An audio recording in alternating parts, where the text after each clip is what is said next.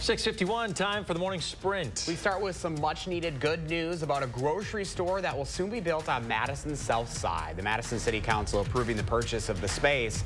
It would allow Mauer's Urban Market to move in. The location is near the corner of South Park and Cedar Streets. This new location would replace the Pick and Save that is slated to close later this year. The current plan has Pick and Save staying open until the Urban Market is operating. New this morning, President Biden expected to propose policies aimed at trimming federal budget deficits by at least $2 trillion over the next 10 years. Biden is expected to announce the proposals tomorrow. Part of the budget blueprint includes new taxes on the rich and corporations to help fund Medicare. The president says the plan would help to extend the insurance program and provide stability to middle-class Americans. This plan would allow Medicare to negotiate prices for more drugs and start price negotiations on specific drugs sooner after they launch. Conservatives say the new tax hikes could raise the cost of goods and services for everyone and make American businesses less competitive. The Secure Act 2.0 has passed. It would allow domestic abuse survivors to dip into their retirement funds to escape situations of abuse. So beginning next year, survivors can use retirement funds with no penalty.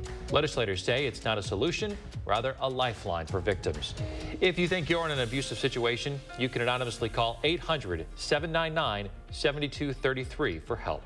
Another train crash this morning, this one in Cleveland, Ohio. Police say a dump truck collided with the train, killing the conductor. It is just the latest incident involving Norfolk Southern, leading to the NTSB opening a special investigation into the company's safety practices. A group of airline passengers had to take down a man who tried to stab a flight attendant and open an emergency door mid-flight. It happened Sunday on a flight from LA to Boston. The suspect, this man right here, arrested. He faced several charges, including use of a dangerous weapon on a flight. Police say, get this, the suspect used a broken spoon as the weapon. The United States is planning to relax COVID-19 testing restrictions for travelers from China, a move that could happen as soon as Friday. This after a reduction in cases, hospitalizations, and deaths surrounding China variants. The Biden administration still plans to monitor cases in China and around the world, keeping in place a surveillance program that surveys travelers on details around new variants. This morning, crews will resume searching for victims after two planes collided mid-air and crashed into a central Florida lake. Crews from the city's police, fire, county law enforcement, everybody pitching in here to search for anything, really. They are scanning the water from sea level and above from the air. One plane we do know is at the bottom of the lake. One victim has been confirmed. After signs of slowing down, the eruption at the summit of the Kilauea volcano in Hawaii has officially paused after 61 days of volcanic activity. It says lava is no longer flowing on the crater floor where all recent activity has been confined. Kilauea started erupting on January 5th after a nearly month-long pause in volcanic activity. Police in the country of Georgia now using tear gas to disperse protesters in the capital city. It comes after Parliament gave its initial backing to a draft law on foreign agents. More on that in a moment. The proposal also led to lawmakers exchanging punches in office.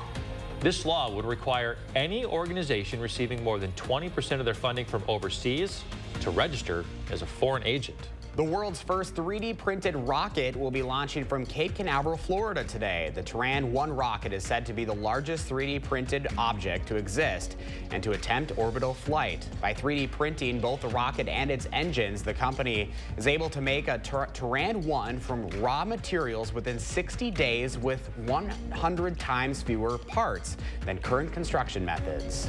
A lawmaker in Australia using his first speech in Parliament to propose to his partner. He finished his maiden speech and said, I think we should get married, which led to both sides of the chamber erupting into cheers. The man didn't have a ring because Australian legislators are not allowed props when speaking.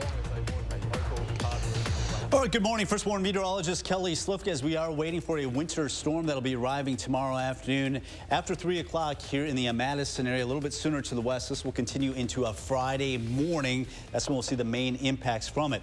Meantime, quiet this morning. I actually see a little bit of sun. You have an easterly wind.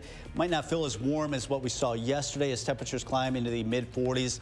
And a storm off to the west kind of stalled out, may produce a couple of light sprinkles or showers out to the west. But we'll look at temperatures in the low to mid 40s today. A bit of a southeast wind picking up, so it won't feel quite as warm without the sunshine like we saw yesterday. Your first warn forecast. Alert day starts tomorrow afternoon, continues into Friday morning.